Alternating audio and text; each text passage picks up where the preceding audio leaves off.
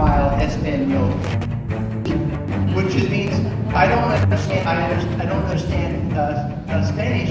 You understand what? Turn around. You love it in our face anyway. So I keep that close to home behind it. Ice. We're ready.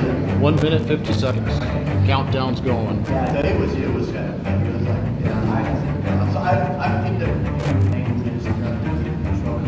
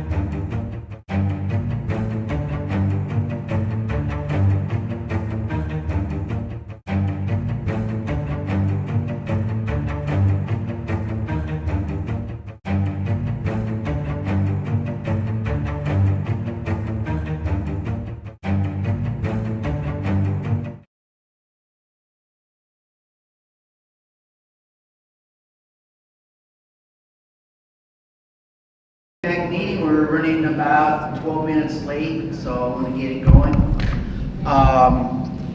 Just so being on live stream, so everybody knows that we are now here at Real Life Church in Palmer.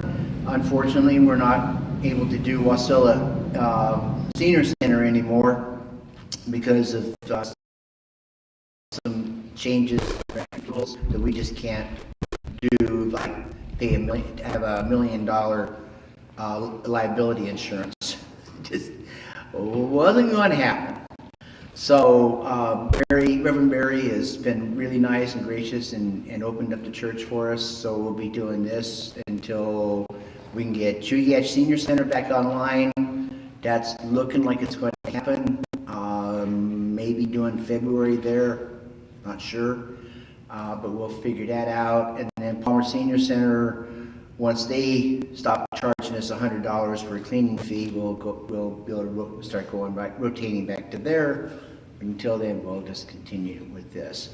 So, Reverend Barry, would you open up with prayer, please? If you all stand. Father, just thank you for this time in our country. And God, we ask that you would have your way in this meeting, that you'd be glorified in everything that's said. Asking that our country turn back to you. Give us your plan and capacity to make that so. And we trust in you. We say all these things in Jesus' name. Amen. Amen. Who would like to lead us in the pledge?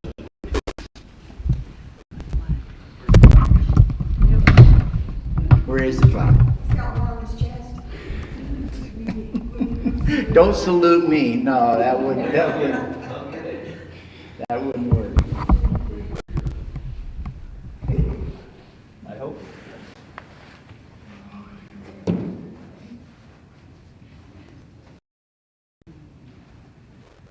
All right, that'll work. Harold, Jude,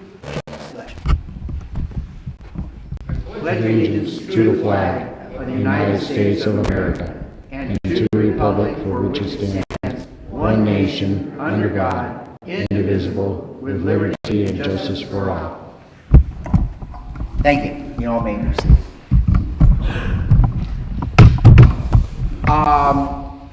Carol, you want to do treasurer report real quick, and we'll get this thing going.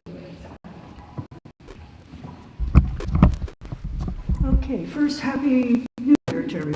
Happy New Year. I got some to open this. Thank you. Year. In December, we collected a donation of our last meeting of $82, which gave us a total of $2,226. And since then, we donated some money ourselves as Christmas gifts to the Alaska Watchmen. We sent them $100. Bus Read Alaska, we sent them $100. And Politadick, we sent them $200. Because we have Bert here every month helping us to put this online for people who don't come. So they gave us a total of $1,826 balance. So I'm going to pass the envelope around. We appreciate anything you can give us. We're collecting money for Mike's trip to Florida to the National Convention. So whatever you can offer, we'd be appreciated. And we just passing it around. We appreciate it. Thank you, Carol. Tom isn't here today because Tom Wood, he's my vice president. His furnace went out last night in Eagle River, so he's not able to make it. Gary's got a sign-in sheet for y'all.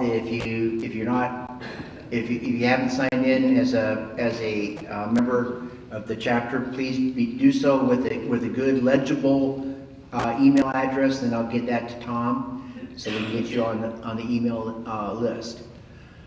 So I also have some AMAC magazines. If anybody wants them, by all means. I got a few that came in. I get to the mail from AMAC. So the agenda today is we have Bob Lyons here. He's running for U.S. Congress for Alaska at large. AK.AL means Alaska at large, not Alaska, Alabama. But I first I had to fill that out, and they wanted to know my congressional district. I said, well, I don't know. It's Alaska. And they go, oh, it's AK-AL. I went, I'm not in Alabama. Oh, that means that. So, the area from all candidates, I've contacted all candidates for the U.S. Senate, and so we're going to be doing the same thing when it comes down to the governor. We'll be doing that for the ranked choice voting. So I'll be down to the 4. I'll be inviting all 4 of them. Same thing is going to happen when the Senate raised at that point. It's going to be as well. So we'll be doing the House, we'll be doing the Senate, we'll be doing the governor, and I'm contemplating, I think I'm more leaning towards, I want to look to see which race here in the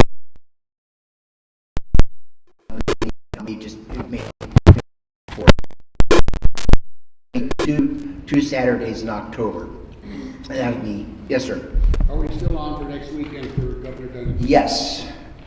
Governor Dunleavy's this coming weekend, the 15th, 11 o'clock, same location. He is going to be here. I got him for 1 hour. 1 hour and 1 hour only. And his staff gets really, kind of pissy at me if I go 1 minute over.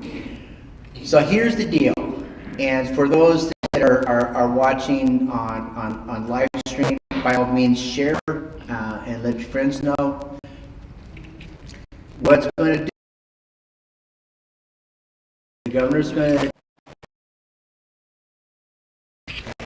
are. I'm going to be opening up for Q&A. I got a PM yesterday from a lady wanting to know, she wanted to ask the governor a question, and she wrote it out for me. I timed it.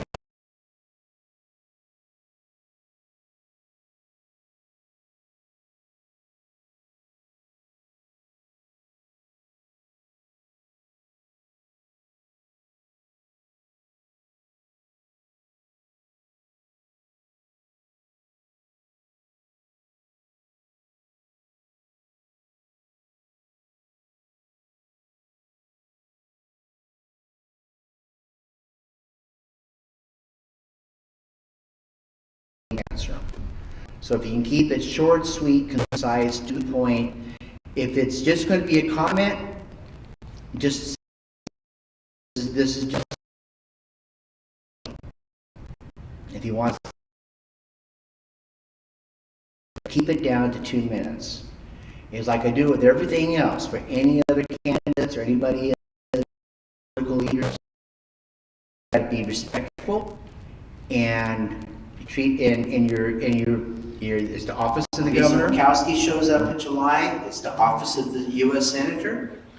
When Don Young shows up in April, right now I'm hoping I've got those two opens.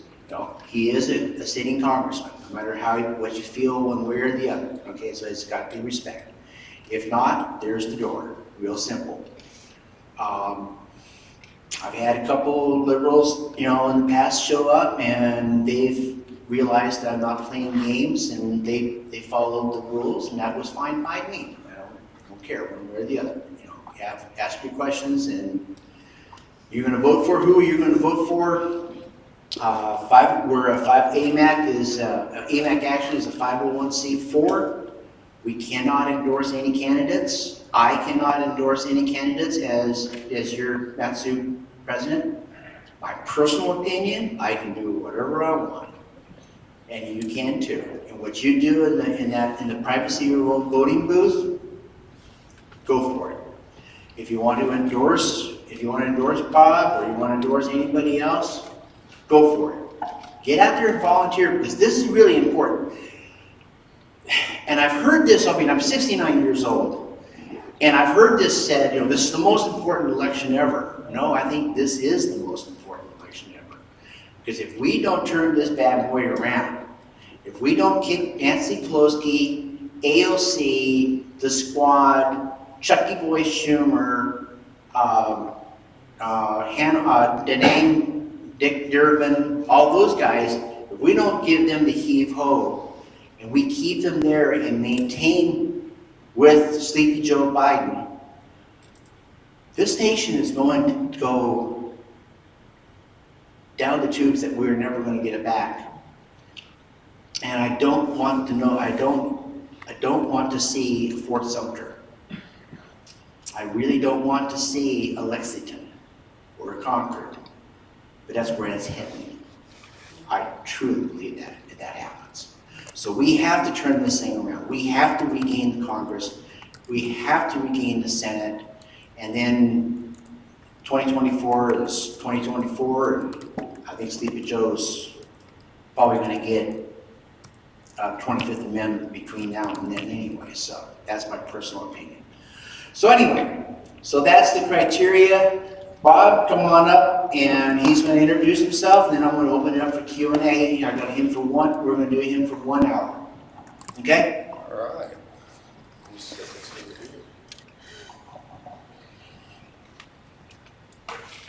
Hello, everybody. My fellow Alaskans. I'm up here running for a certain reason. I got activated. I've looked at politics all my life. My father, he was a military man, and I grew up as an Army brat. Every day when the news was on, every day that questioned me, tell me where to go, what to do, how to think in certain ways. He raised me like we should be raising more children, instead of just sending them off to schools, people controlled by unions. I've been in this state since I was a young child. I traveled from Delta, Fort Greely, I spent years out west in the bush. I've come from a very blue-collar background. I've driven trucks, served my communities, worked and labored with all my Alaskan brothers and sisters right by my side. I'd like to talk to you today about a few things. This gentleman before was talking about the state of our union, the division that's happening, brought up Lexington and Concord. I'd like to tell everybody we have to do everything in our power to prevent that.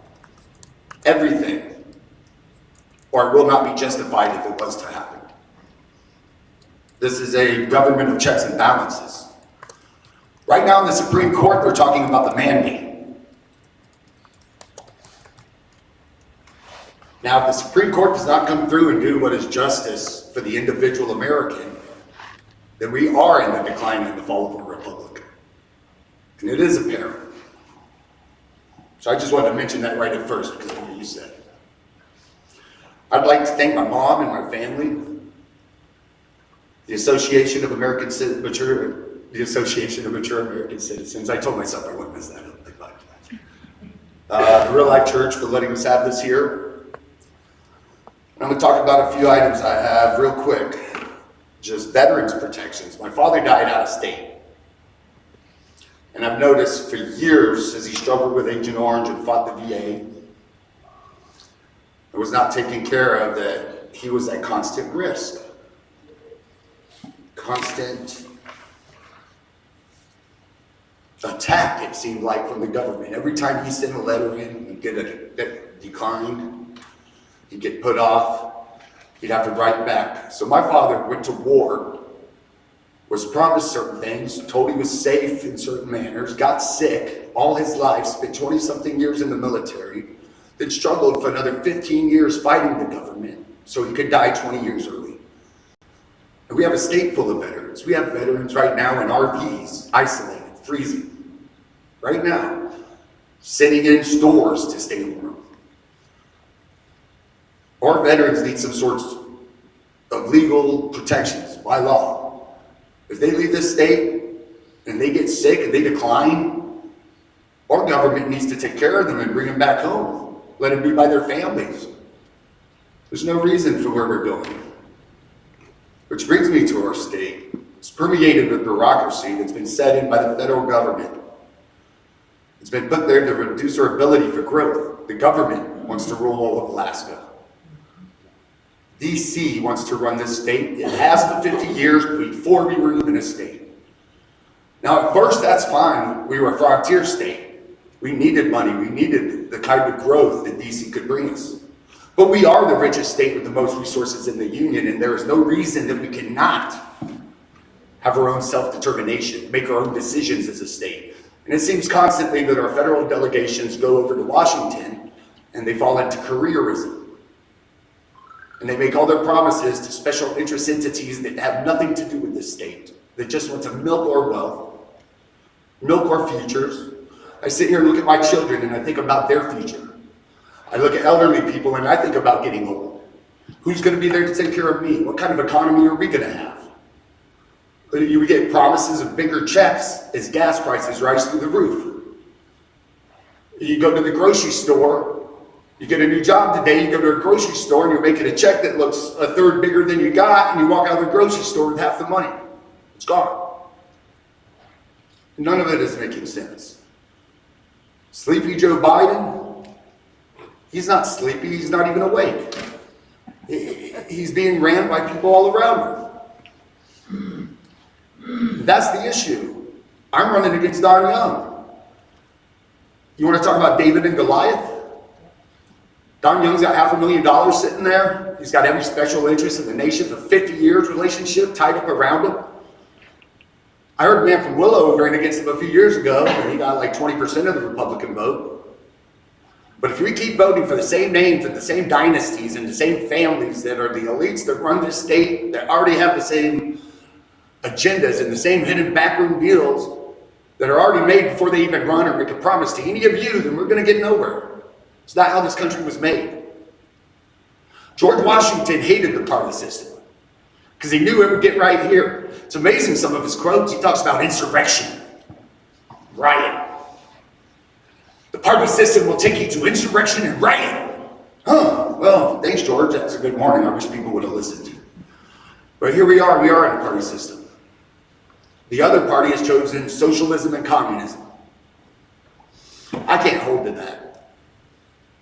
My father was killing communists. His father before him. Where are we going together as a people? Where do you want your future? What do you want to do in the future? What do you want Alaska to do with its resources?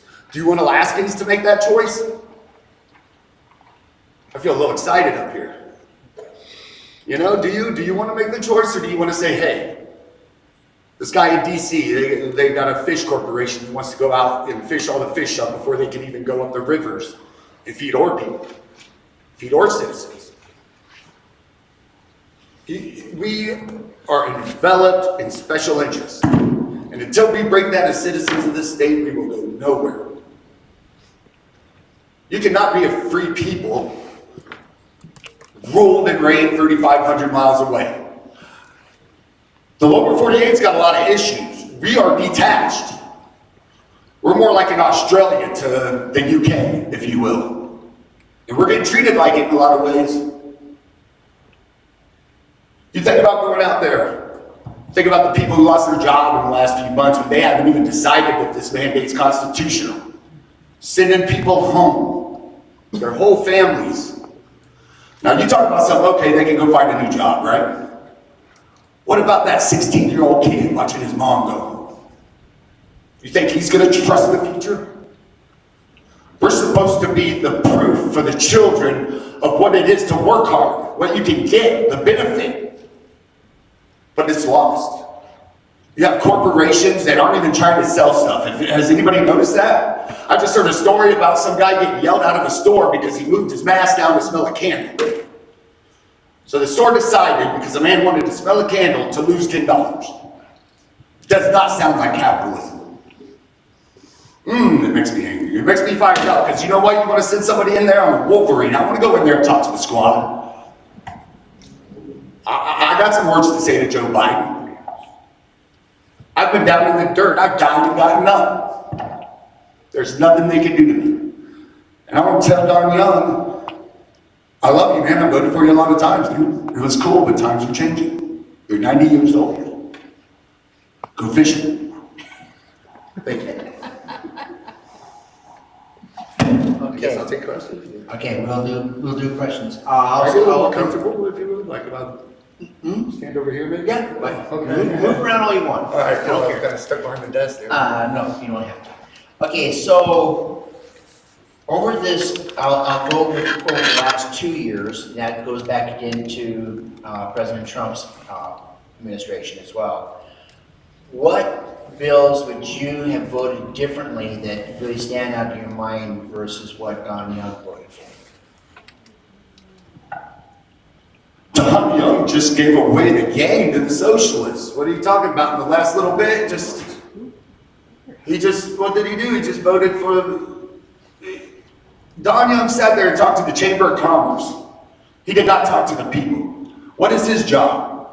I don't know. I just looked it up like I thought I'd go for it. I looked for the job description. It said something about representing the people, the people's will. Not having a meeting in the back with the Chamber of Commerce, then coming up with a decision with some deal that we don't even know why. He knew the people didn't want it, and he voted for it. I would use discernment. I would think about the Constitution. I'd think about the future of our republic and our economy. And I won't make deals with people, no matter if it benefits Alaska. I'm not going to make bills that are going to decimate other areas. I'm not going to put a dirty deal in place. That's failure. Hey, but who else wants to? Raise your hand. Well, we all been sitting here for the last 11 months wringing our hands. We all know what the problem is. Some people try to step up to the state. Marjorie Taylor Greene's a good example. There are a bunch of others. Now, what specifically are you going to do to solve this problem? We all know what the problem is. We've identified the problem, we've done the first step in the problem solving, written on the blackboard, we know what it is. Okay. But we have to solve this and we have to do it now. I do not personally believe that this country can stand 3 more years of fighting. Anybody in 11 months, we all know what the issue is now. We're not going to be able to survive this. What nobody's mentioned is you have Russia, particularly China, and Iran, and we are a clone hanging on a tree. Yes, we're in a very important area. And We are more vulnerable than anywhere, yes, sir. we're more vulnerable. Okay, immediately, what can we do to turn this around? And I mean, we obviously don't want a civil war. Yes. That took 100 years to straighten out, and the wound is still bleeding. So let's not even go there. I hear a lot of talk about separating the union, things like that, but a core tenet of republicanism since the birth of the party has been unity. And I can't go back on all those men who died to bring this union back together to ever think about splitting it apart. To fix this, we're gonna have to fix this. There's all kinds of ideas. They throw rhinos at us, right? We get rhinos, we got Murkowski and all that stuff. Let's throw dinos at them. Let's go to California. Is there a Republican in California that would run as an independent? Start thinking differently. The attack is on and this is a war, and keeping the same way will not do it. If you vote for the same names, you vote for the same people, you get the same results. There's going to be a fight. There's going to be a fight in Washington when this Congress takes over as a Republican Congress. Joe Biden and the socialists are going to let loose. And you need strength in there, and you need somebody that'll look them in the face and tell them the truth, tell them to sit back down, tell them that they are losing. Another thing you need in Washington is optimism. They're not going to bring the people back if they all feel like everything is in the gutter. We need to tell them what republicanism is. Has anybody ever heard Abe Lincoln's speech? And Abe Lincoln's speech is bring you up, bring you up. Where was Abe Lincoln at? What was he seeing when he gave those speeches?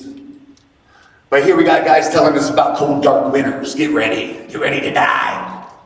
No, I don't think so. I think we need to get together. What I would do specifically is reach out and coalesce a group of people, because I would be a house member. I would reach out to the groups that are already there, coalesce members to put forth a charge to get bills through. What I've noticed a lot about Don Young is he hasn't really gotten any bills through in several years. They're sitting there. They're very important bills. I read through them. I mean, they're bills that can help our state. Some of them I don't quite agree with. They're special interests, but some of them really do need to get pushed through, but they're sitting in committee, not moving. You go to Congress, you coalesce a team. It's already there. They're already trying. You activate citizens. You get rid of the career politicians that are already bonded and tied. You don't want somebody with ties. You want somebody with ties to your community. Somebody who wants to come back, not move to Arizona. Somebody who actually wants to be a part of this, who's going to have skin in the game and the consequences of his decisions when he comes home. You beat this by activating the American citizen. The politicians aren't going to do it. Largesse isn't going to do it. I can go in there. More than likely, if I get elected, I'm going to be a disruptor. That's what's needed for the next 2 years, right? So you're going to see me in there looking a little hopped up, disrupting stuff. If I get sent there, telling them what I think my citizens and my constituents think. Instead of trying to formulate a sentence to hide behind something, or, oh, hey, I made a deal a long time ago with Nancy Pelosi, so I'm going to throw out the word terrorism in the sentence and hope people don't notice it. Things like that. The politicians are ruining our country because they've turned it into a job. You get a job, what are you trying to do? You try to make money? Ain't that what the job is? They are self-enriching themselves. They're setting up their families for the futures. They're not setting up Americans for the future. Anybody else? Anybody else?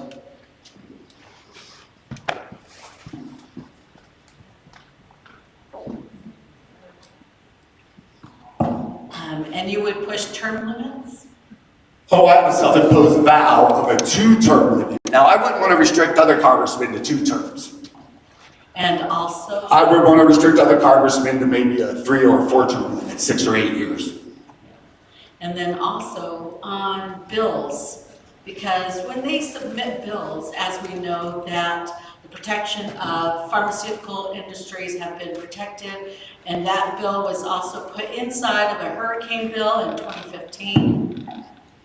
And so the bills that they put out are not specific to what it's actually for. They are putting trash inside bills, and nobody knows what's in there, and nobody's reading the bills. That's another thing. If I can't read a bill, I'm not going to vote on a bill. Sorry. I mean, what am I going to sign off? You know, here, sign this paper. I'm not Joe Biden. I'm not going to get a pile and sign it.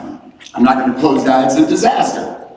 I'm going to read everything. If they put it forth and it's 1,000 pages, they're going to have to wait 1,000 days. I don't care if they want my vote. Now, I fully know that my vote's not that important to a lot of them. But the way to create change is to put somebody in there that'll actually do it. And then see what happens. So without a term limit, don't vote for what you don't read. I mean, how can we do that? It's been done for the last decade. Where are we? Get 1,000-page bills full of all kinds of stuff, helping out all your friends. Thank you.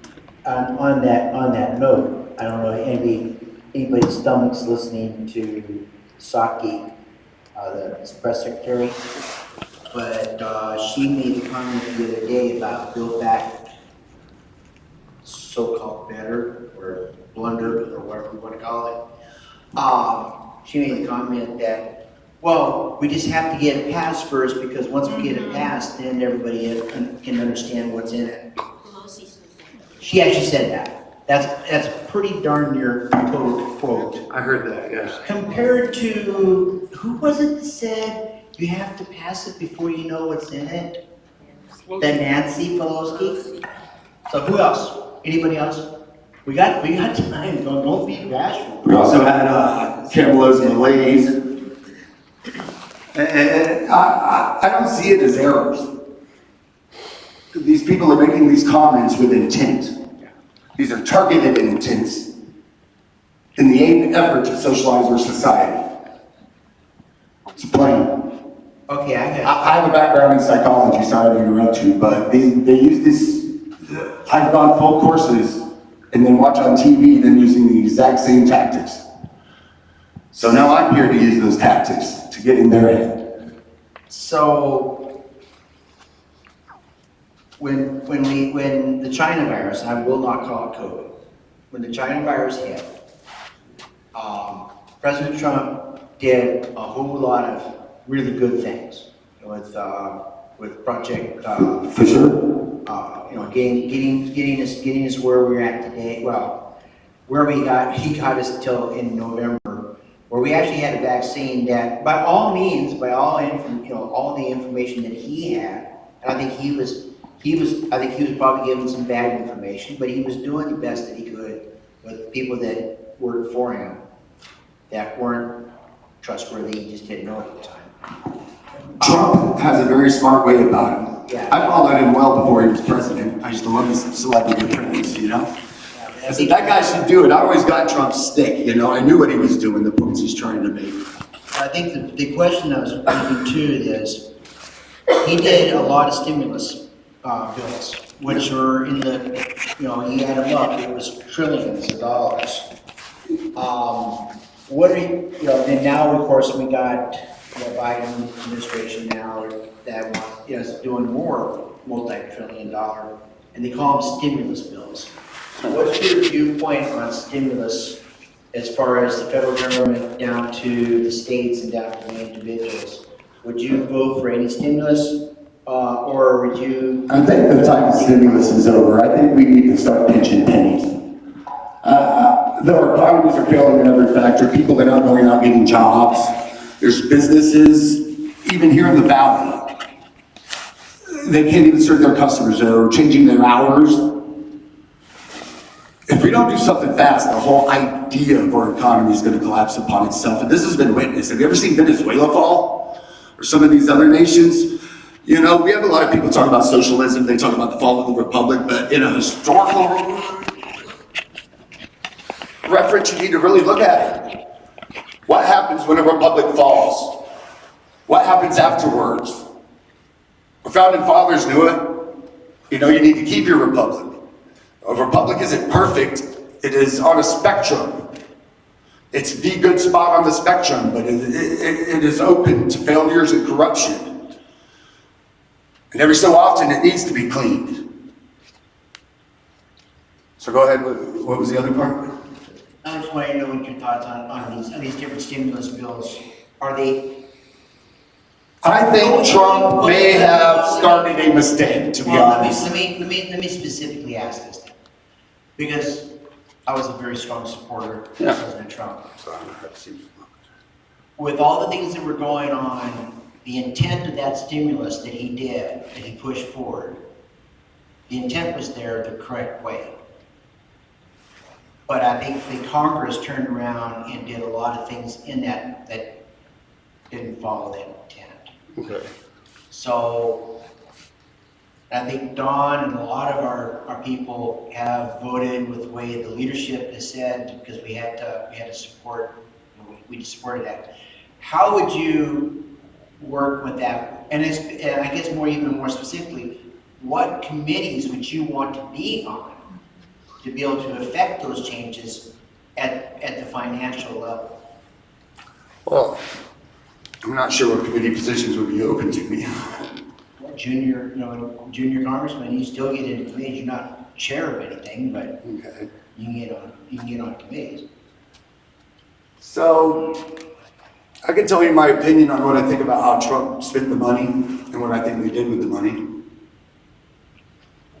Now, we were faced with the Wu flu pandemic, people dying, warp speed came in, he needed to put the money in the work to get something going. But I think when the pharmaceutical and medical industry got a hold of the money, they did not do exactly what was needed. The lobbyists coalesced with the Congress and decided how to invest this money down through medical boards, all the way down into communities, down into businesses, so they could get the return. If you look at, we robbed the penny bank of many governments around the world to do this, to fight this virus. And they all need their return. If you want to know what the mandate is about, that's what the mandate is about. So as far as stimulus bills, I think we've spent enough stimulus. I think we need to get our economy in order the way a capitalist economy is supposed to be. I think we need to train people, get them to work. It's going to take a coalition of forces to fight the powers that be are making the decisions right now. We've already unloaded so much fake money among our society. I know for AMAC, people got COLA increases, but it does not match the interest increase that's happening. So you lost money this year, but you're being sold that you got money. No more stimulus bills. It's not how our economy works. An emergency can't last forever. Anything else? I'm kind of here for an hour, folks. And eventually the printer machine will run out on that money thing. Yeah, basically what you're going to be doing is running against Don Young, even though there's others that are going to be in there. Yeah. What do you see as the specific things or the way that you see that it's important for you to step into where Don Young has been? What would you be doing differently than he's doing? And how would that make a difference for our state and our country? So that's very important. I thank you for that. So I view this maybe a little bit different. I'm not sure. Don was born in 1933. I think he's getting very elderly. I'm not sure how many decisions he's making himself or how much work he's actually putting in on a daily basis. I really do think, like I said before, he needs to retire. I like a lot of what Don's done as far as building the state for the first 50 years. Things I'd like to do different is to start transferring the direction of our state from federal government control to more state control.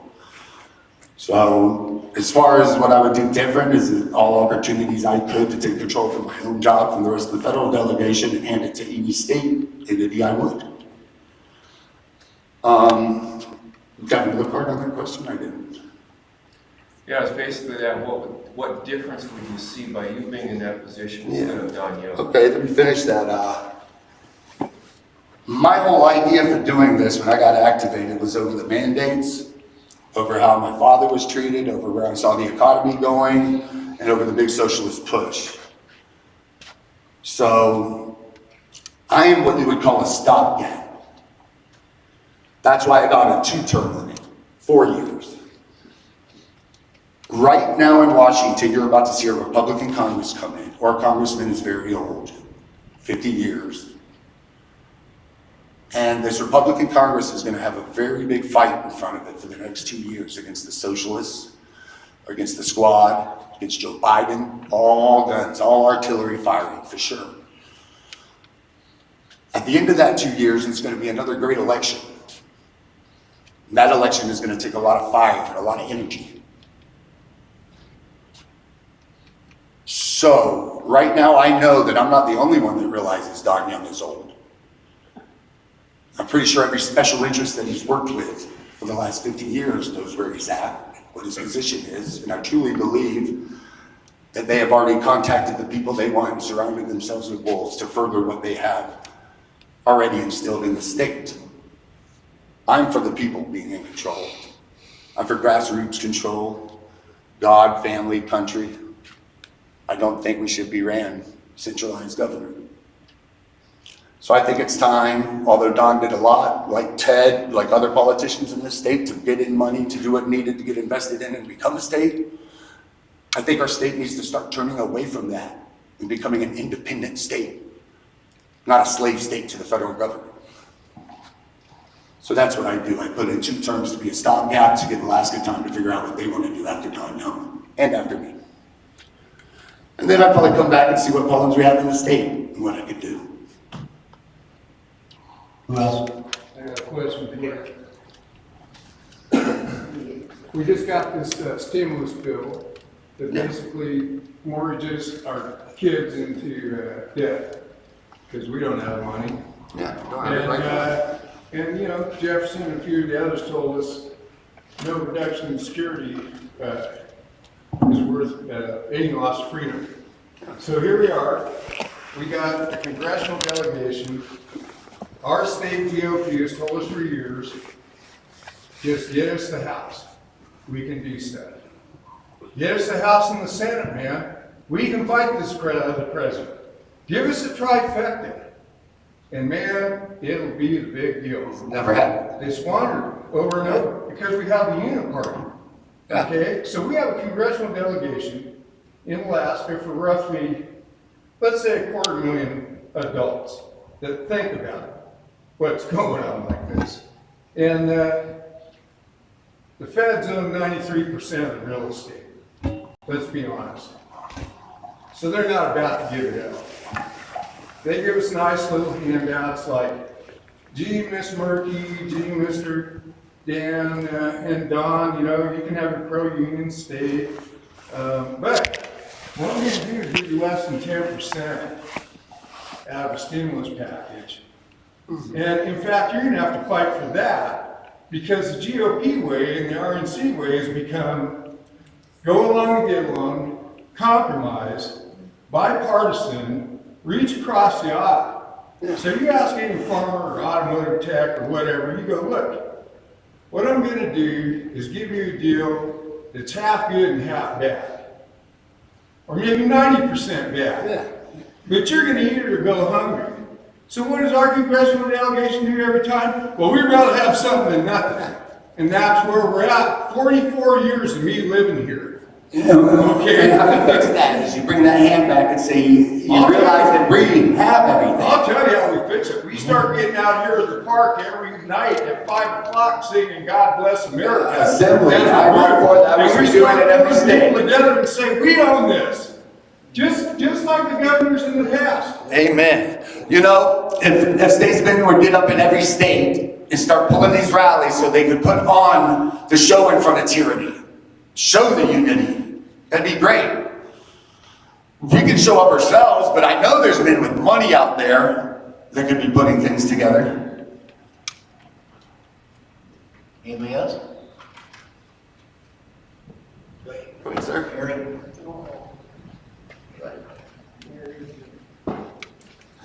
I'm going to give you a little straw man hypothetical. All right. We have the vaccine mandate up before the Supreme Court right now. There are an awful lot of truckers in the United States who refuse to take that vaccine. Yes, sir.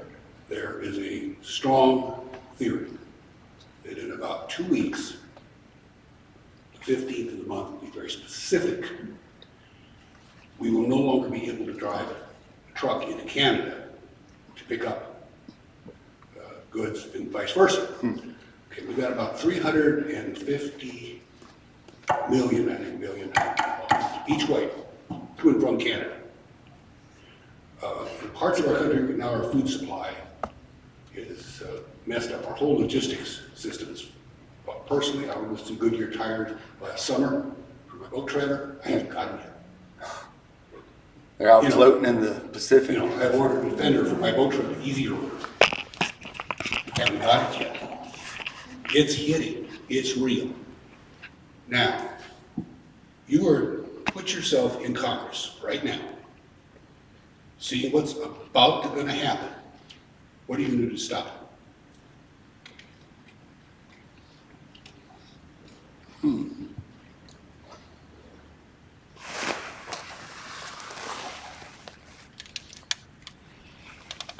The confrontation in Congress is not just about the talk. There are forces that are making this be. This isn't just happening of its own accord. To coalesce against those forces, you have to create, as I said earlier, your own groups that will face off against those forces. We have seen it starting. I believe you might have even mentioned Marjorie Taylor Greene. Yeah. We have seen it beginning. Lauren Boebert, others like that. We have seen, I would like to call them the children of the Tea Partiers. A little harder, a little angrier, but ready to face it up. As Lincoln said, plant your feet, stand firm. The fight is not a fight that is about right now. If I go in there and say, right now I'm not voting anything and I'm one guy. You know, if I go in there, there will be certain things that I have to disrupt in that fashion. But if it's something that needs to benefit America and move it forward, you're gonna have to coalesce for it. And in the Republic form of unity, you're gonna have to reach out. You're gonna have to talk to other people and find the actual fixes, which is not happening in Washington at all. And to do so, there's gonna have to be some give and take on the other side, but you're gonna have to break through that wall. Who was it? Lauren Boebert called in Ilhan Omar, and they couldn't even get through the phone call. These are for professional Congress people. You're gonna have to find a way to get through that phone call. Hang up, go down there, knock on that door. Let's fix this. You come from a community, I come from a community. Oh, go ahead. Just like to interject, until you get regular order in something called the halls of Congress. I mean, we don't have committees that meet for budgets. There's supposed to be 12 of them get together regularly. Right. Go have drinks at night and argue about how much they got to each other all day. That's gone. Yes. But this idea of bipartisanship. They get a fax or an email. You know, so what we do, all they really do is run government by abstention. You know, I mean, they're sitting at the end of a phone, or, you know, I've got a proxy vote because I really don't have to show my face and be accountable. You know, it's beautiful when somebody doesn't do their job right, especially about our government. Everything is laid out right there to do it the proper way. Somebody just has to walk into it. It was for years. Well, and Don has been doing proxy votes. Like, he's the only Republican that's actually been doing proxy votes, from what I understand. Anybody else? I think you're all sure. Anybody else? I can talk about a lighter subject or something, not the end of America, you know. Okay, you brought up Margie Green, Okay. Gates, Was that Jim Jordan? I really liked the other day what he had to say about that. There's a couple different caucuses there that are go-getters. So, and I think Marjorie Greene is not a really happy camper at the minority group right now because he hasn't backed her up on January 6th. So that coming from me as well. So how would you, when you say you're going to coalesce with these folks, how are you going to work with them as well as a junior, congressman, working with the new Speaker of the House, who is a good guy all in all. I think he's. Yeah. But how do you best work with him?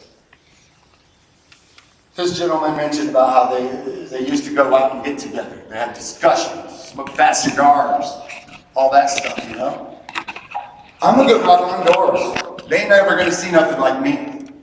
I'm gonna go up and say, hey, you wanna talk? You wanna talk right now? I could be over in 10 minutes. Their phone's gonna be ringing. I wanna talk about this stuff because if we don't discuss it, there's nothing. If we don't discuss it, we're getting just media reports and we're spewing it out at you people and trying to propagandize.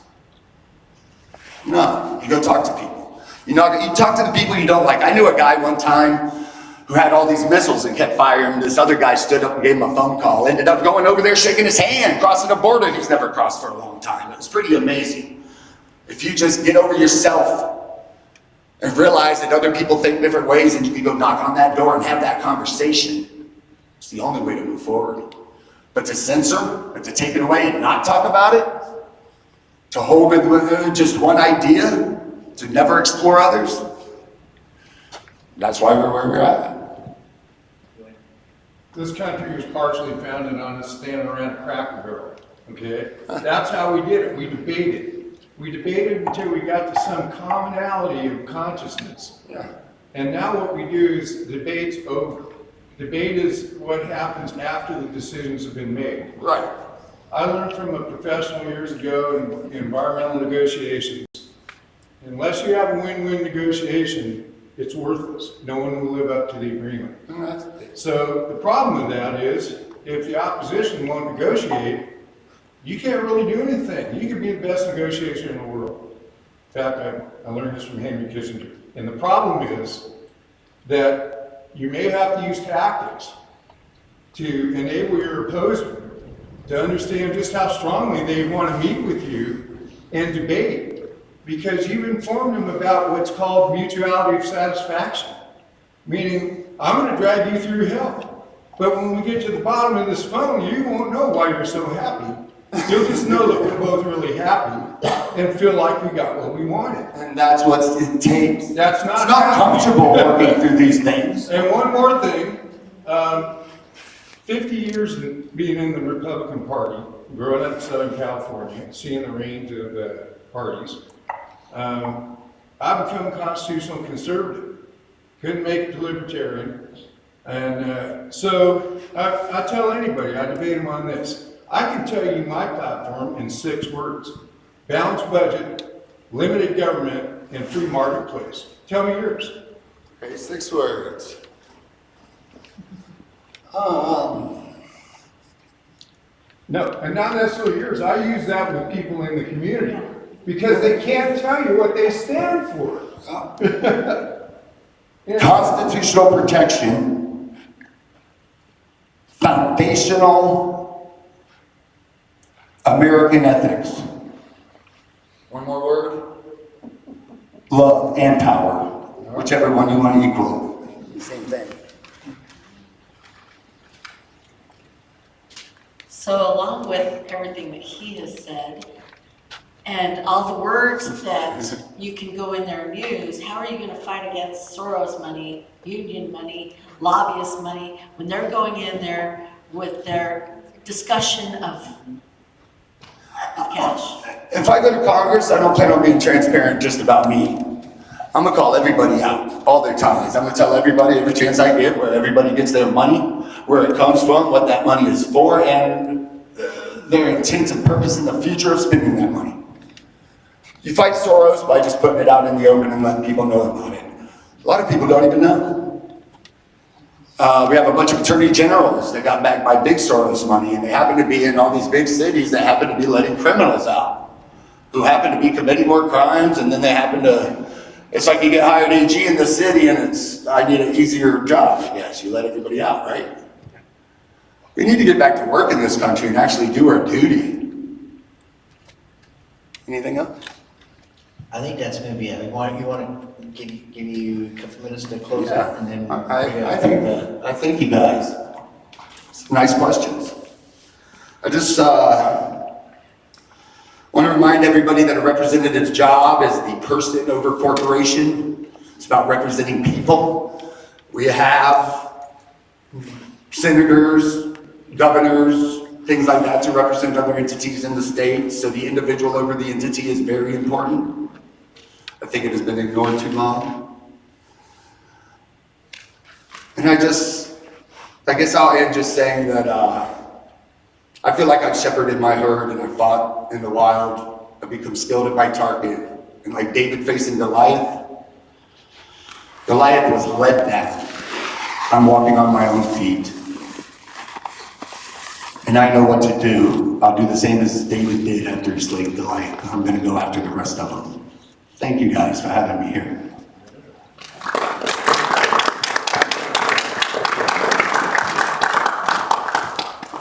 Always answer.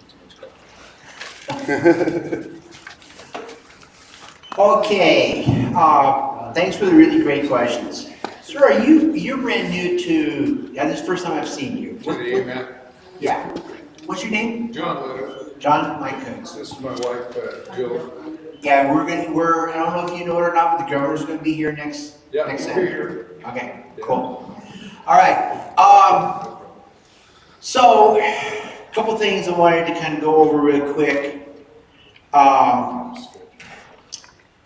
We've talked about this before, and I want to give you an update. I was talking to Cindy, it's not Huggins, it's something similar to that. Anyway, she's been going around and getting the signatures for recall for the 3 miscreants at the City Hall of Balmer. And as of today, they got 300 signatures. They only need 169 by law. She has got everything notarized except for one packet, and she's going out today to work on that packet. They got till the 11th, which I believe is, what, Monday? Tuesday? They have to have that turned in to the city by that time. Of course, with this was 300 with the windstorm. They were out there even during that, knocking on doors. And you figure the average voter turnout for Palmer City Council is 609. And this last election, they had 709 people show up, vote. And we got rid of one of the socialists out of the City Hall on that one. We got ourselves a good one. We got Maline. Pam Maline is now in there. She's now the she's the deputy mayor. She's now the deputy mayor of Palmer.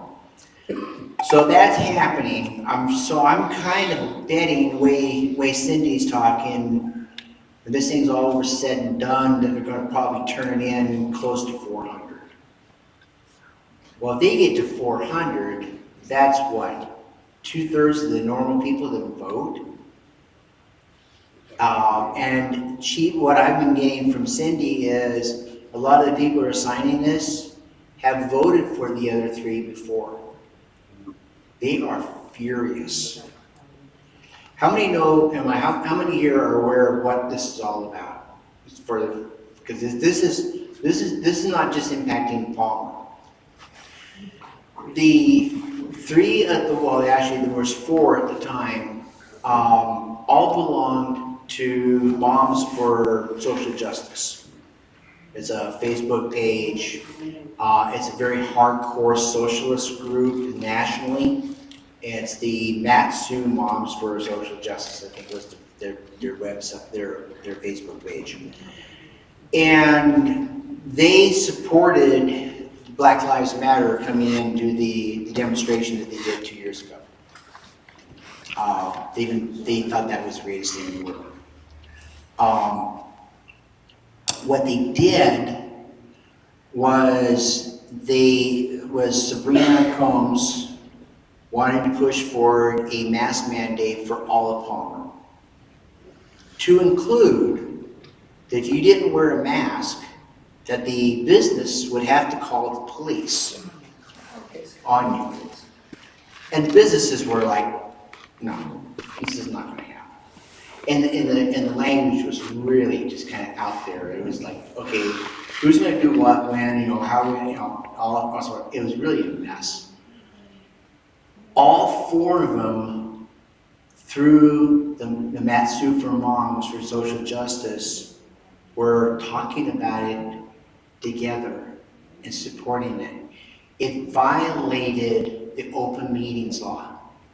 The open meetings law says if you have four or more, that if they're going to be discussing city business or borough business or whatever, it has to be as it has to have an open meeting. It has to be it has to be advertised as a meeting of the city council.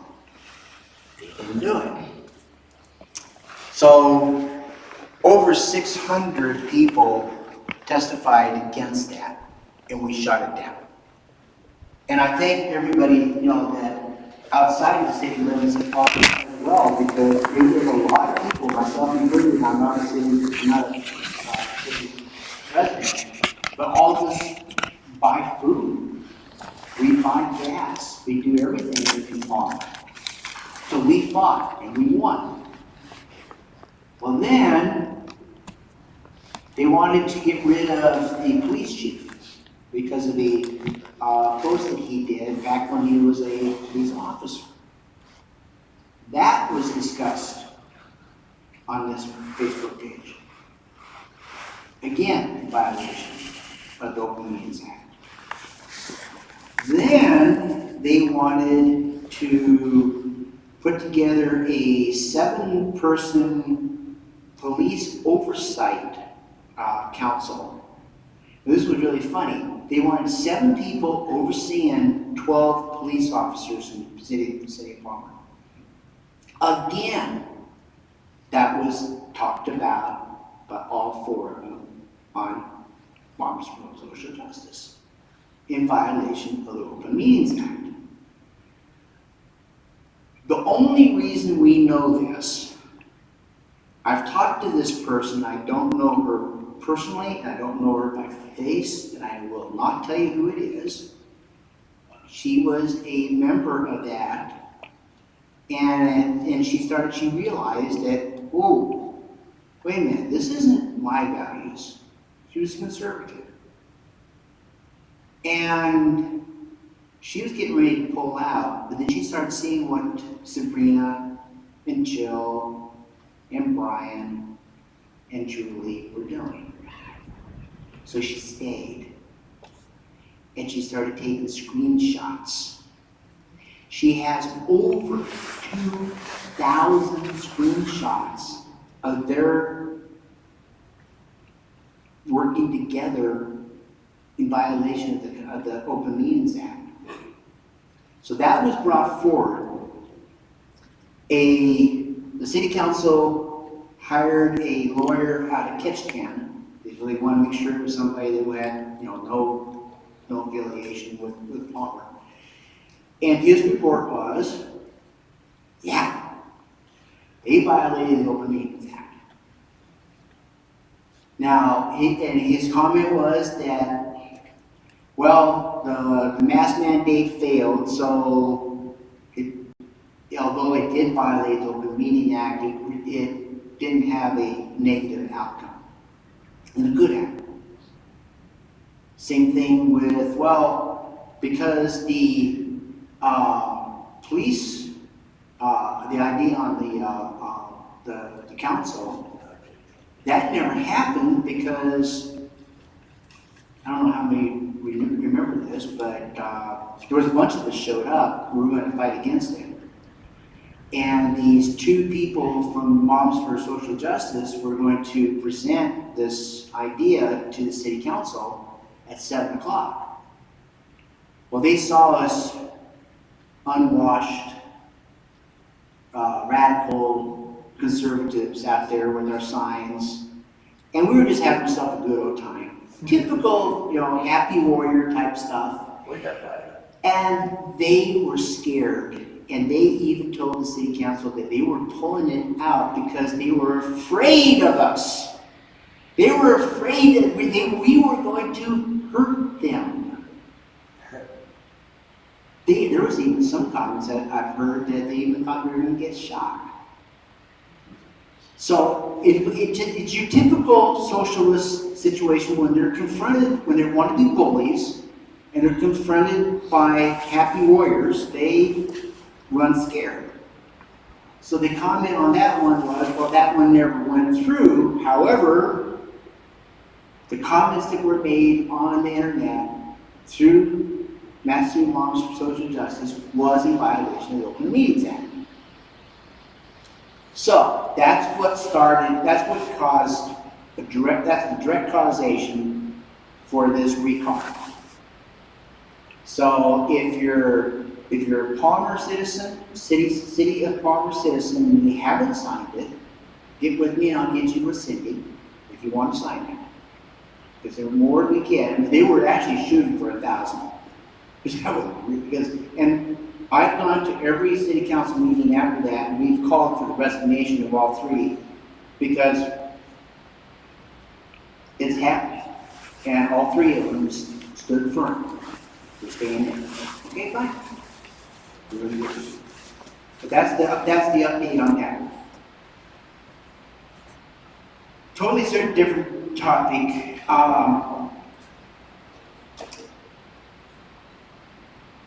Dr. Enzink put up on Facebook last night about some additional things about the Omicron variant.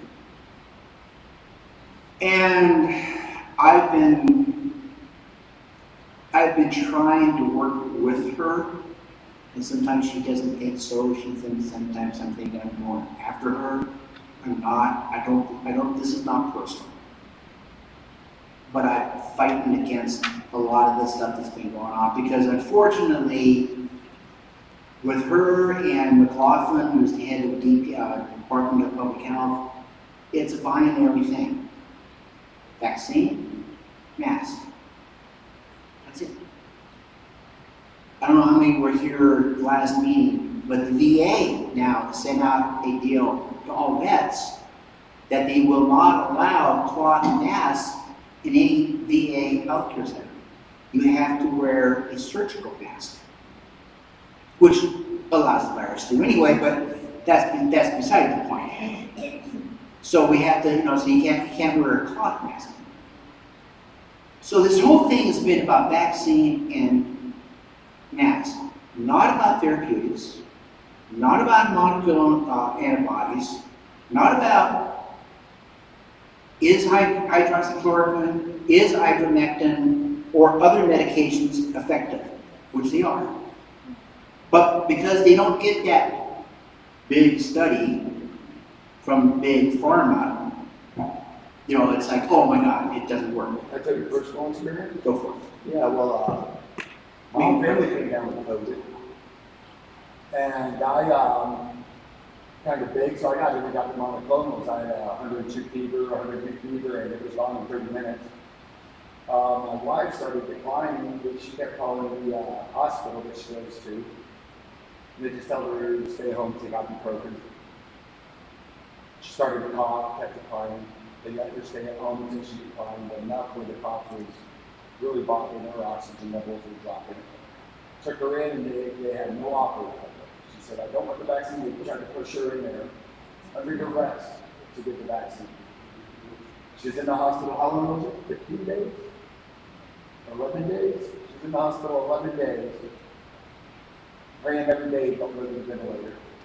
She got out in a wheelchair. I brought her home, got some bootleg ivermectin, gave her that dose. The next day she was up walking around. The second day after, keeping on the doses of ivermectin, she was in the kitchen washing dishes, doing things again. Third day, she was acting just fine, getting around. She went through the whole set. 2 months later, the scar in her lungs is healed up. She's doing good. She's got her oxygen back. Praise the Lord. It is killing people. Wow. It is not offering these medications. Yeah, Harry, real quick. I want to finish what she did. Hydroxychloroquine, 2 days symptomatic. I was 75 at the time. I'm 76 now. The vaccine wasn't out. 2 hours, my blood oxygen went from 94 to 96. Following morning, 6 a.m., 99. Pulse back down to 60. I'm here by Yes, sir. and thank you, and this other clown killed my friend Greg Boyle years ago in Providence Hospital, 2 weeks ago. Church. They have chased people out the door, telling them they're going to die from these hospitals, and they did not want to do with the hospital. Let me tell Chased them in the you, parking lot. Greg was younger than I. Alaska person, artist, woodcarver, fisherman, hunter, pilot, military, good man. They killed him. Yep. I'm sorry I can pop that one to his head like a fit. Amen. Okay, so what? Can I interject one thing on that? Okay, we have Real quick,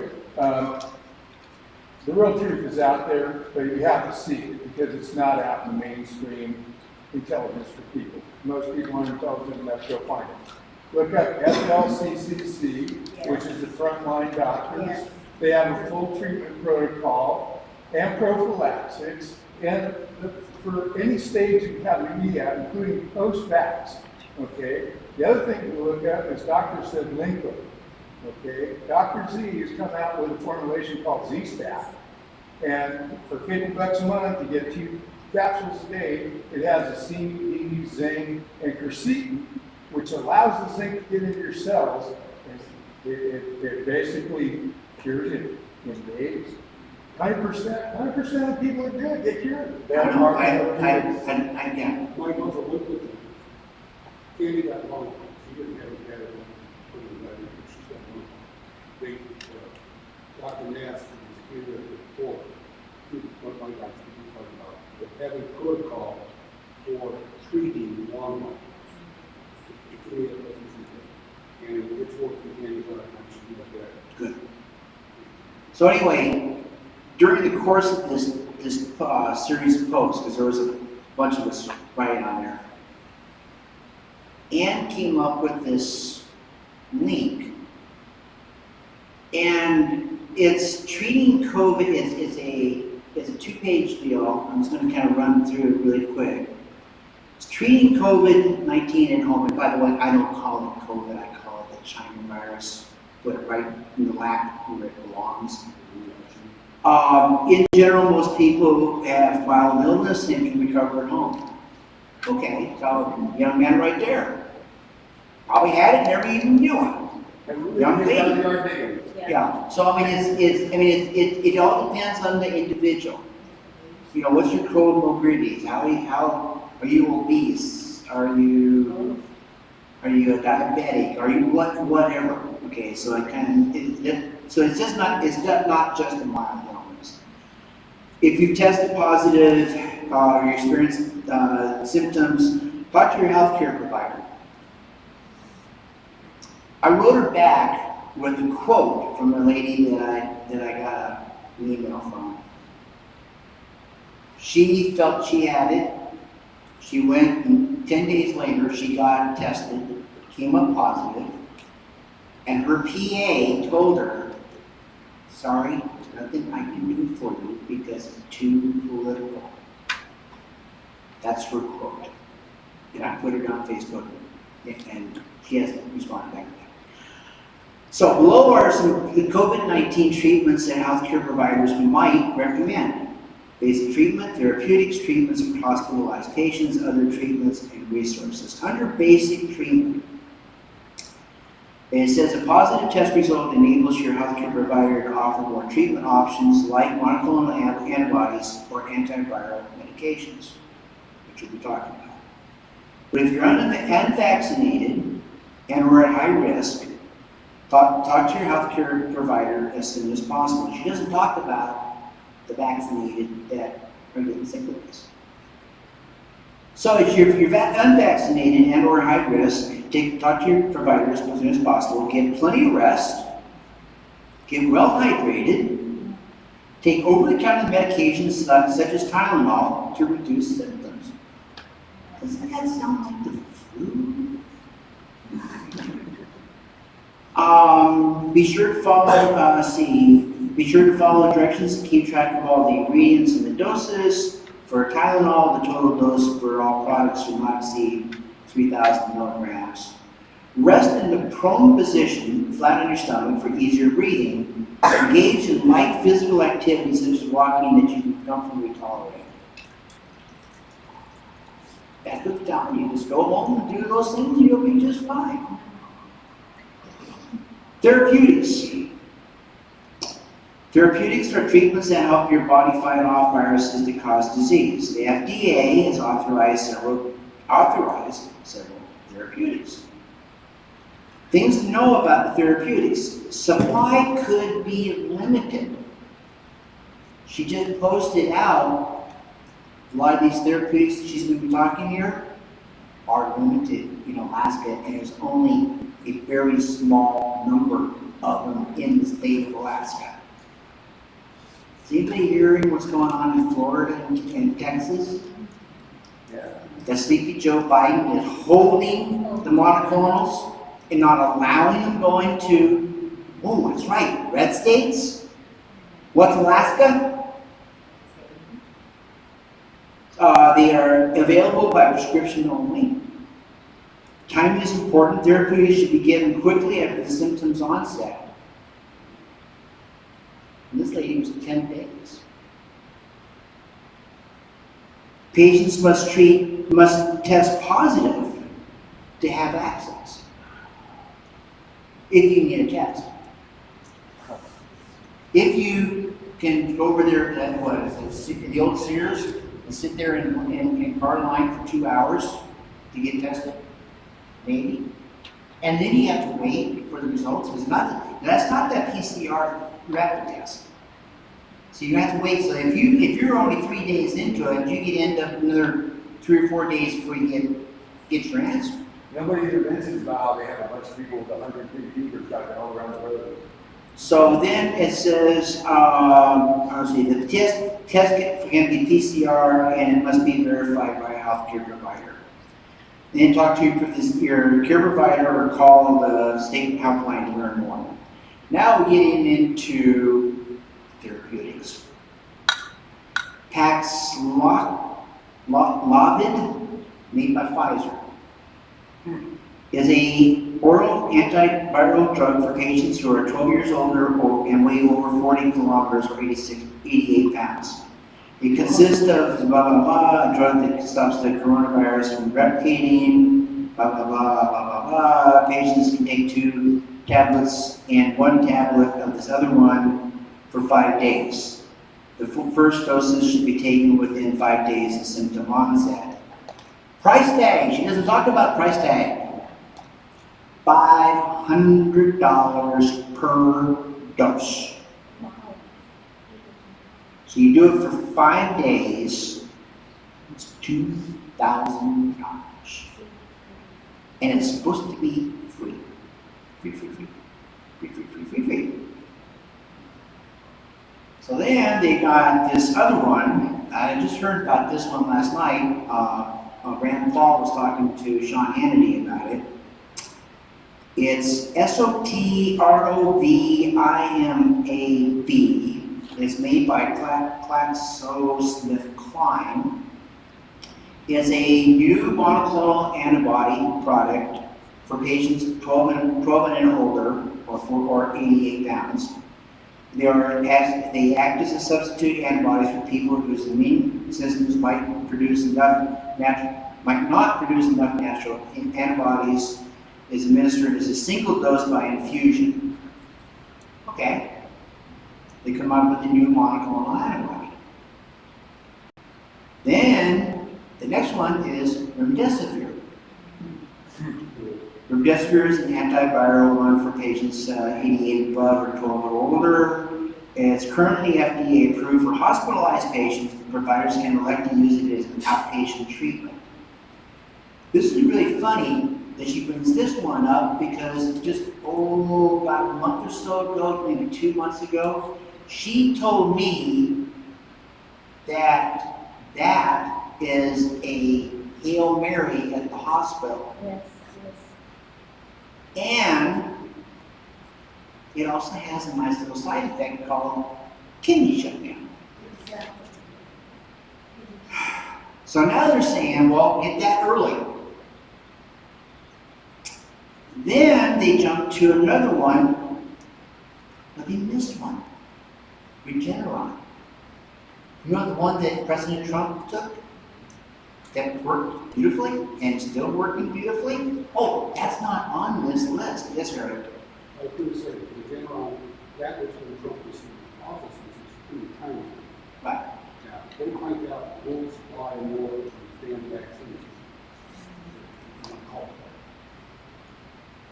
It was short monoclonal antibodies, like the body. All that is under control. Oh, yeah. We should have monoclonal antibodies in 18 different flavors coming out of years. Oh, I know. Before now, they didn't let, Oh, yeah. they're intentionally killing you. Oh, yeah. And I've heard DeSantis and I've heard the governor of Texas going that they're withholding that from, and they're even trying to go out and buy it themselves, and they can't get it because the U.S. government has pulled it all in. So then they go into this new one by Merck. It's MOLNUPIRAVIR. Now this one, listen to this sentence very closely. It blew my mind. I kind of had it, I already knew about this drug. It's an oral antiviral drug for patients 18 and older and over 88 pounds. And it is only given as a last resort when other treatment options are not accessible or clinically appropriate. Last resort. And I've also read studies that say this one's got some major side effects. So then she goes on and says, before infection, you can do TIXAGEVIMAB plus CIL, astrazeneca is an FDA-approved monoclonal antibody product given to certain immunocompromised people before they're exposed to COVID-19. Treatment for hospitalized patients, learn more by going to their website, which we all know how they do. Other treatments. Researchers continue to explore new treatments and study existing drugs that are already proven for other health conditions as possible treatments for COVID. When more is known about the safety and efficiency of certain treatments, recommendations for how and whether they are to be used are updated. Next paragraph. Sometimes there is not enough evidence available for the FDA to authorize or medical professional organizations to recommend. A possible treatment or the drug has not been shown safe and effective in treating China virus, as in the case with ivermectin. So they'll take a drug everybody uses around the globe and say it's not safe enough to give Very away, so we're going to fire you if you don't take this shot that your doctor's telling you. Some drugs that are the FDA previously had authorized for treating COVID-19, such as hydroxychloroquine, HCQ, are no longer recommended as data suggests. The risk of using it to treat outweigh the potential benefits. There is no, the side effects on Where's the graphs on that? Where's the side-by-side comparison? There is no. Hold on to transparent, show me. I think it was Cleveland Clinic has done some really good studies on hydroxy and ivermectin. But see, the bottom line on all this is that, and this is the thing, and I wrote her back on this. I was not exactly a happy camper.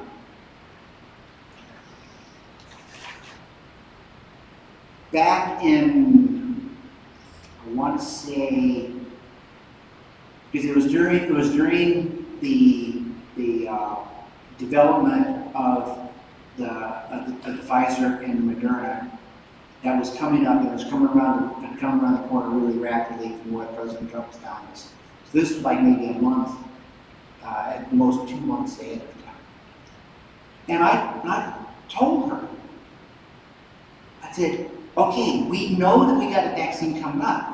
And I know, because I've talked to a lot of seniors, or mature Alaskans as I like to call us, that are saying no way in Hades are we going to get the vaccine. There's a lot of vaccine hesitancy out there. So we need to get out and be talking to the folks and telling them, getting them the truth about the matter, and treatments. What treatments are out there available that are working? And she goes, well, but hydroxychloroquine, we don't know if that really works. I went, I pointed you out here. I pointed out other people. I said, she goes, well, that's anecdotal. I said, Harry's alive because of hydroxychloroquine. That's not anecdotal evidence. That's a live human being. So I got, so her and I have kind of gotten into it a little bit. But this, and I wrote her yesterday, I said, this is what we should have done back in October of last year. This was what, this is the educating people on what is out there, what's the potentials, what's working, what's not working, and not vilifying other medications, but saying, okay, this medication hasn't been proven to be fully effective through intensive 2, 5, 10-year studies, but we're having anecdotal evidence across the nation that it is working. Talk to your doctor. My doctor and I have already had this discussion. Okay, if I come down with the China virus, I want hydroxychloroquine, I want ivermectin, I want the Z-Pack, I want, blah, blah, blah. And he's going, yep. He said, there's only one problem. Can't get it. Can't get it at Cars. Can't get it at Fred Meyer's. Can't get it at Walgreens. But he did tell me where he could get it. I won't tell you. Geneva. Really? Fred Myers is supposed to take scripts for it also. Yeah, Geneva. Yeah, what it boils down to is that, and it was confirmed on Washington Tucker here shortly afterwards, where that the mom and pop pharmacies, they're giving it out. But the corporate pharmacies, like Fred Meyer's, like Cars Safeway, or Fred Meyer's Kroger, Walgreens, those, they ain't touching it with a 10-foot pole. So that's the problem with that. So it's out there, it's available, and I know there's you can go online. I know people that have gotten it. You can get it, and I'm not a doctor. I'm a retired paramedic. I'm not a doctor. I'm not saying go out there and do this. Talk to your doctor. Go talk to your doctor and say, this is what you know. This is what you don't know. Have a conversation with that doc, and then you guys work together. And lastly, two boards in the state of Alaska that you need to be very much aware of. The pharmacy board. They have been putting a kibosh on this for a long time.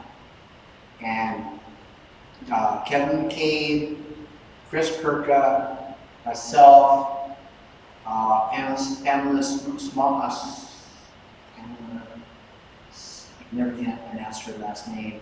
She's on the Commission on Aging with me.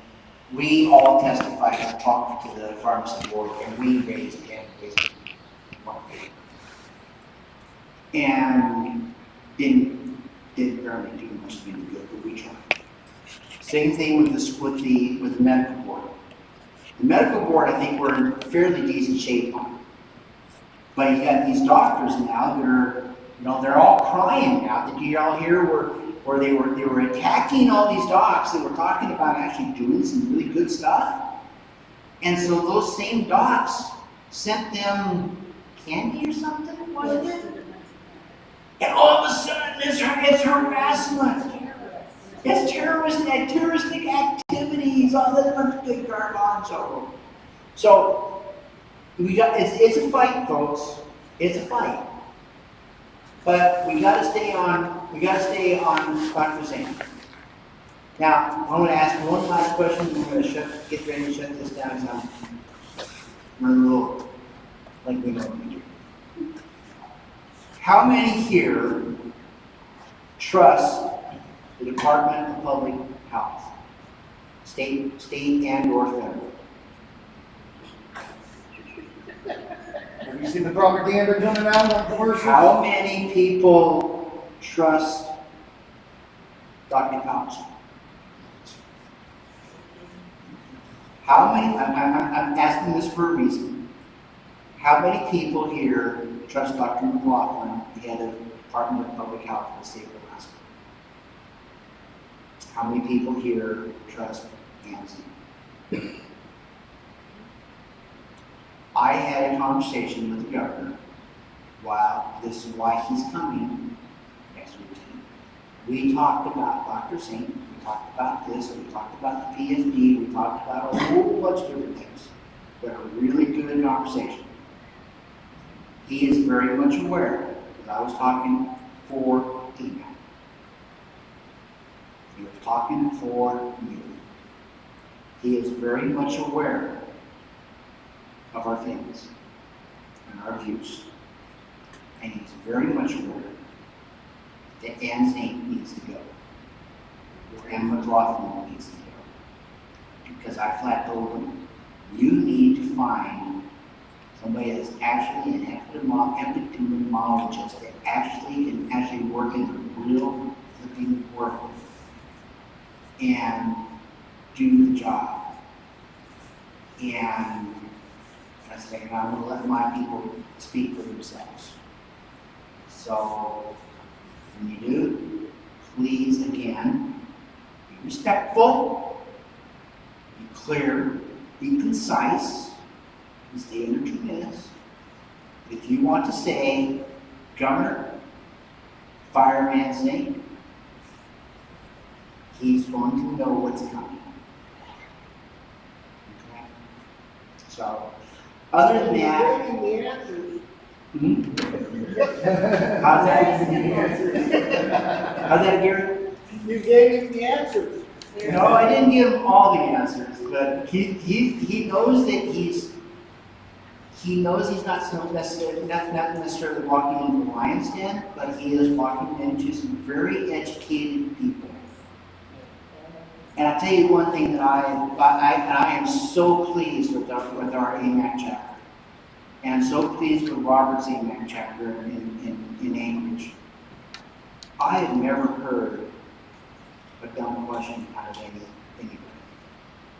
I've never heard really any disrespect. It's been close a couple times, but I've never seen.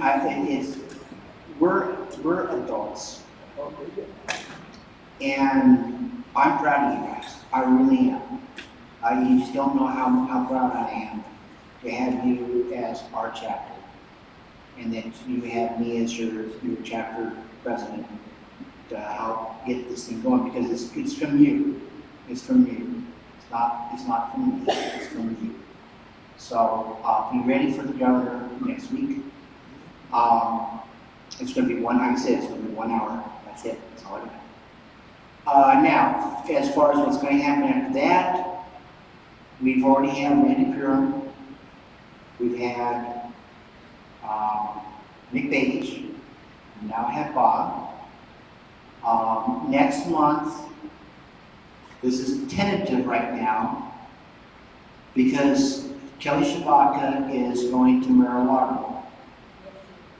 And she's going to be having dinner in straight talk with President Donald J. Trump. 45 and 47. So, the question is though, can she get back on time? Because she has to fly back Friday. So we're waiting on the Friday, hopefully Monday we're gonna know what the flights are.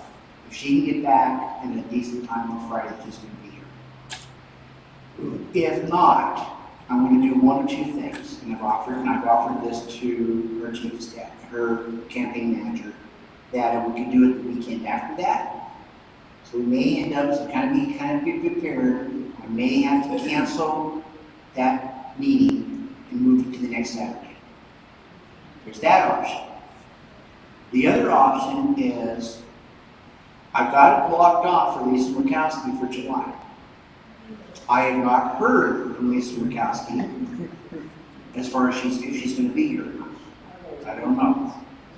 But did make the offer to Kelly that if she couldn't do the third Saturday of February, that we could end up doing a debate head-to-head with Lisa Murkowski in July. If Lisa shows up. If not, she's going to share this. If not, she'll just have that hour to talk to you about her campaign. So then, April, I've got Don Young set aside. I haven't heard back from his staff yet. We've had one conversation, but I haven't heard anything confirmed.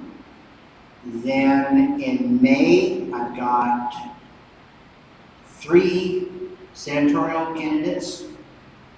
June, I haven't heard back from the other ones, so right now I've only got one for June, shooting for 4. July would be for Lisa and or Kelly. And then August, Mike Shower's going to come in and talk about the Constitutional Convention. And there's another guy that was on Must Read Alaska, did a really good job, Jim Crawford. I'm looking at having Jim and Mike talking about that. They're going to be talking about that again. By the way, I am going to be running for that convention as a district, as a delegate. That's outside of AMAC. And then September, we're probably not going to have a meeting. It's hunting season, folks. I have yet to get a moose for the last 3 years. I am going to get a moose one way or the other, and I'm going hunting. And that's right smack dab in the middle of hunting season. So go have fun, have to go hunting, go finish up your fishing season, wherever you want to do. October, 2nd Saturday, we're going to do 1 hour debate in the House, 1 hour debate for the Senate, U.S. Senate. And it's going to, because everybody knows about the ranked choice voting, so we'll have those 4 people. We'll know who those 4 people are. I'll be inviting all 4. If only 2 show up, or all 4 of them show up, only 1, that's fine. Whatever we'll do it. We'll have a debate. That next Saturday, we'll be doing the governor's race, and probably the most contentious valley race that's going on. So I was kind of thinking about doing this new district, but I think there's some interesting dynamics that are going on. So I want to make so that anything that's we know that this district's solid, whomever, we, then, you know, can come, we don't have to worry about that one. We've got this one over here that's really contentious, that's the one I'm gonna be bringing in. And then that'll take us right up to November for the election.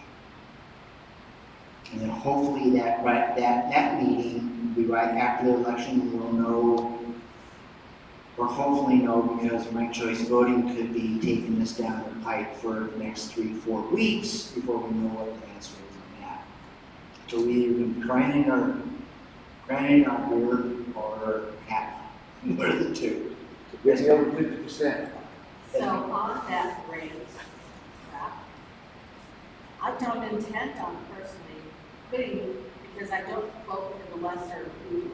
Correct. So I can't possibly put people on there that I'm not going to vote for. So. If that's, okay, here's, under the one, this is what I've been finding out, is that you can do it write-in. So if you know somebody that you like a whole lot better, that you trust a whole lot better, write them in. You can do that. Yeah, but I'm only willing to vote for one. Then you just do that one. I mean, your votes, yeah, unfortunately, your votes are probably not going to count. But you still got to do it. You still got to do it. So, and if you listen to Kelly, okay, so, you know, listen, you know, we're going to be bringing, everybody's going to get their shot. Everybody's going to get their fair shot. When you get down to that point, you're going to know what you want to do. Now, this is me personally. This is an idea that I've come up with for me personally. This is not AMAC. Stomp, AMAC. Here's what I'm thinking about. I found this out. Because there is a write-in, so you got 4 plus a write-in capability. So actually there's 5. What I'm going to do is I'm going to pick my number 1, then I'm going to pick number 2 with the write-in. Then I'm going to pick the number 3 and the number 4. And the one that I really, really, really don't want to get in there is not going to be on that 4. So your number 2 is going to be the write-in. Just so it eliminates one of the bad ones.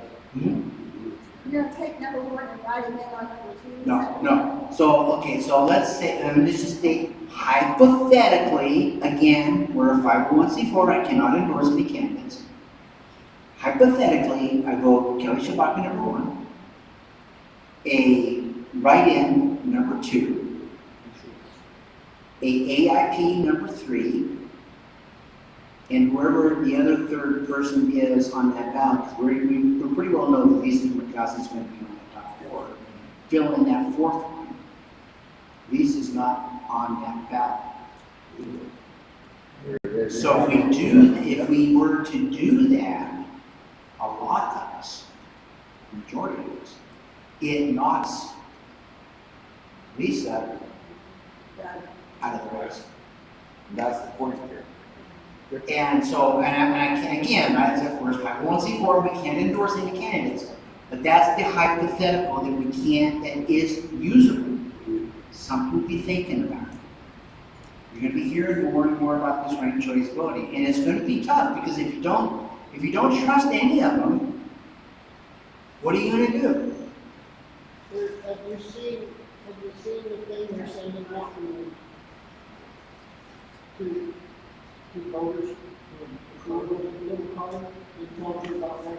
I haven't gotten anything in the mail. Okay, she's out. 2 days ago.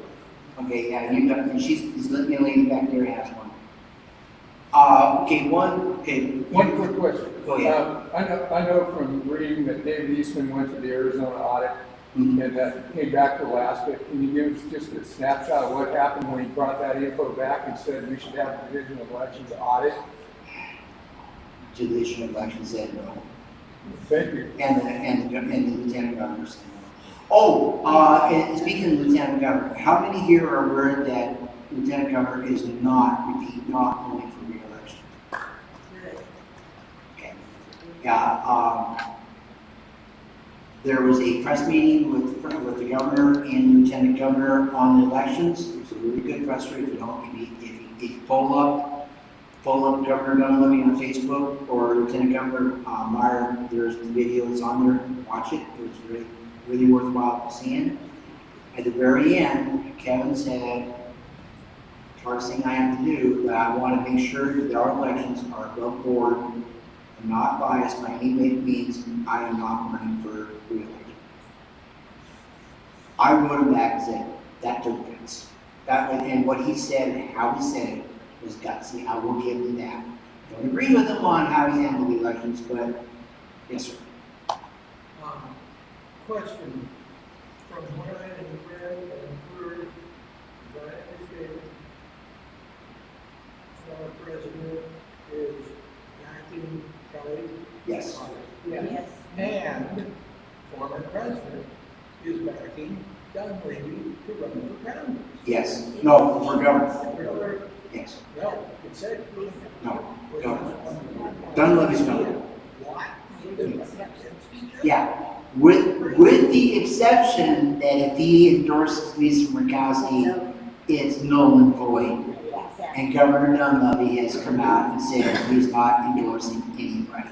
And I'd like to say that right now too, as far as when Mr. Trump, if he ever sees this, is I'm not a Murkowski person.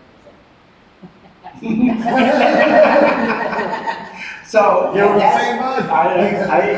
I get what you're saying.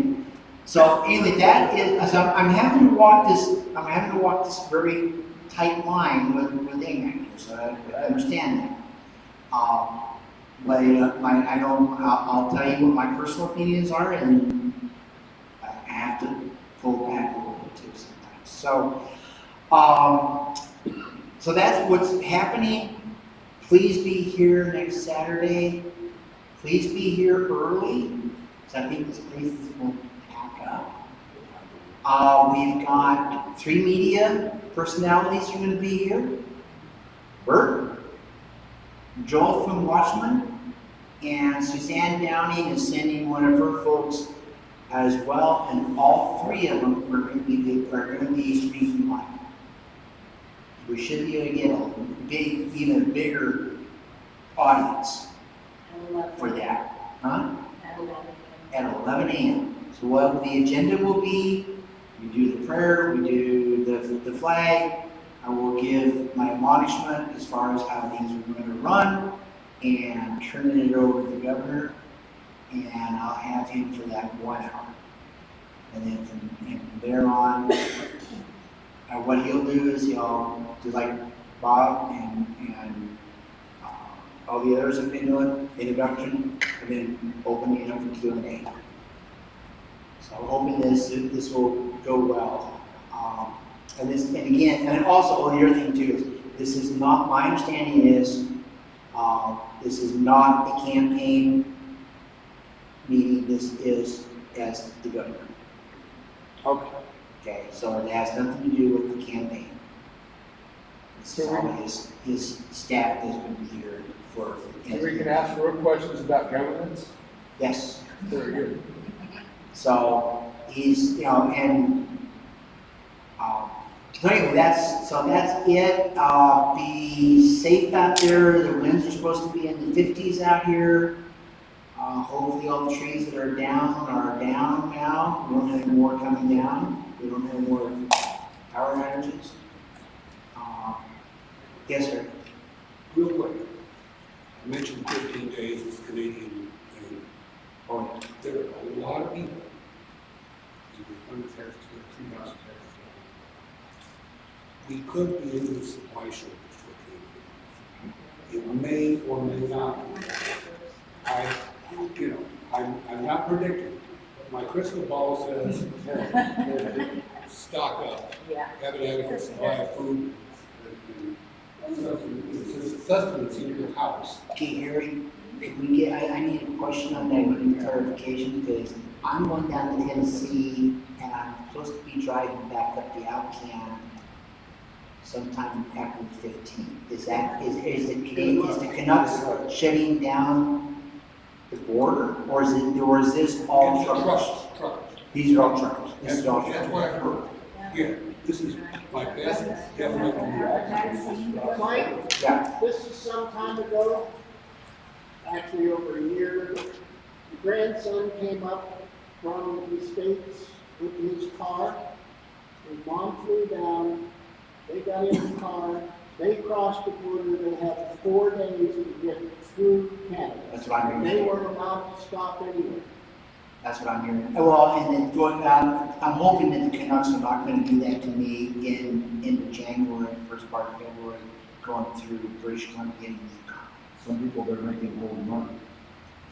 So I don't know, I can see them saying 4 days, but I'm hoping that I can still stay in a hotel when it's 40 below out there.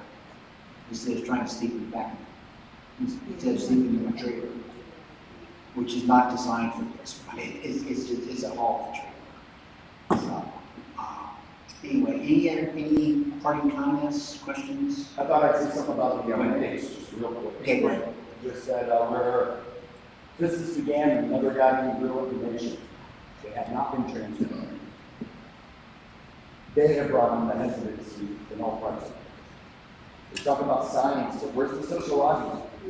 Where's the macro science looking at the continents of the world? Africa, Omicron came out. Omicron is a survivable virus. Africa has like a 10% vaccine rate. We're up in the 60-70% rate. Some states up in the 80s and 90s, and we're having full-on breakouts of still deadly COVID. And nobody can take that, what we call it, anecdotal evidence, observational evidence, and put it together. Nobody's looking at it. And if they are, they're not showing us. Yeah, Not they're seeing it on not- mainstream media. They're not being transparent. Yeah, and mainstream media is communist network. Yes, I got one thing to say. A fellow named Dr. David Martin is a legal patent attorney, medical doctor that deals with medical patents. He's done a thing online with Frontline Doctors, a number of others. This virus was patented in 2008 by a number of corporations. Dr. Robert Malone invented the mRNA vaccine, which was patented 3 months after the virus was patented, because you can patent the virus. Okay, that's first-hand knowledge. Okay, then, the reason you can't open one of these COVID-19 products and find it in an information sheet, warnings, side effects. because they're not there. You know why? Because they got a patent in 1988 that protects trade secrets, so they don't have to tell us what's in it. That's why Frontline Doctors and them have done their own chemical analysis and scratch their head going, why is there 98% graphene hydroxide in this that we're delivering? Graphene hydroxide doesn't belong in human bodies. Then secondly, I'll let that aside, there's a big story to that. Secondly, is the idea that this is safe and effective certified by the FDA. It's not. They certified a brand name called Corminity, okay, which Pfizer said this is going to be our flagship product. And they said, okay, it's approved, safe and effective, no long-term studies, but it's not being made anywhere in the world.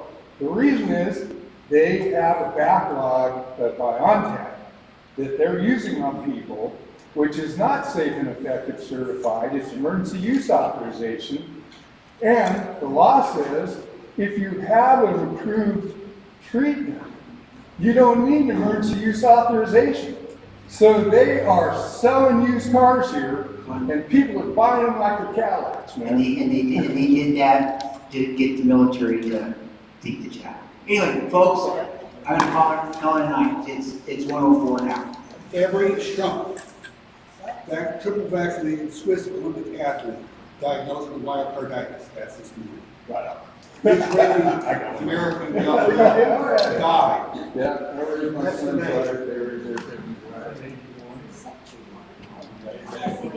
All right, my fellow Alaskans, thank you for tuning in with us here today.